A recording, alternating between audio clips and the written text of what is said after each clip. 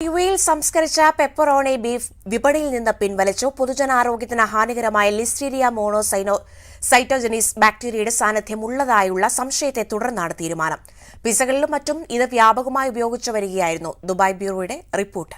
യുഎയിൽ ഇനി സംസ്കരിച്ച pepperoni beef വിപണിയിൽ ലഭ്യമല്ല.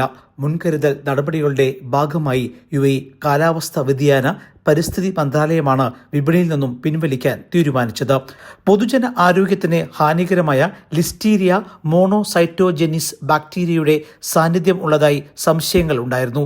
ബീഫിൽ നിന്നും പന്നിയിൽ നിന്നും ഇത്തരത്തിൽ സംസ്കരിച്ച പെപ്പറോണി ലഭ്യമാണ്. യുഎഇക്കൊപ്പം സൗദി ഫുഡ് ആൻഡ് ഡ്രഗ് അതോറിറ്റിയും പെപ്പറോണി ബീഫ് ഉൽപ്പന്നം പിൻവലിക്കാൻ ഉത്തരവിട്ടിരുന്നു. ഈ ഉൽപ്പന്നം ഉൽപ്പാദിപ്പിക്കുന്ന കമ്പനികളോട് ലബോറട്ടറി പരിശോധനകൾ പൂർത്തിയാക്കി സംഭവം പരിശോധിച്ച് ഉറപ്പാക്കാൻ യുഎഇ നിർദ്ദേശിച്ചു. അതുവരെ ഇവ വിപണിയിൽ നിന്ന് പിൻവലിക്കാനാണ് തീരുമാനം. ഉൽപ്പന്നം കൈവശമുള്ള ഉപഭോക്താക്കൾ, വ്യാപാരികൾ ഇവ നശിപ്പിക്കാനും നിർദ്ദേശമുണ്ട്. ഹോട്ട് ഡോഗുകൾ, കോൾഡ് കട്ട്സ്, പെപ്പറോണി, സോസേജുകൾ എന്നീ സംസ്കരിച്ച മാംസങ്ങൾ രുചികരമായിരിക്കാം. പക്ഷേ ഭാവിയിൽ ഇവ ഹൃദയ സംബന്ധമായ പ്രശ്നങ്ങൾക്ക് ഇരയാക്കുമെന്നും പഠനങ്ങൾ ചൂണ്ടിക്കാട്ടുന്നു.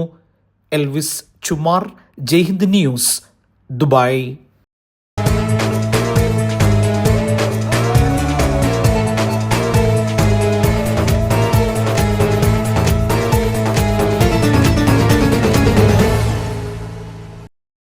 Lulu Super Shopping Deals, Super Products, Super Savings.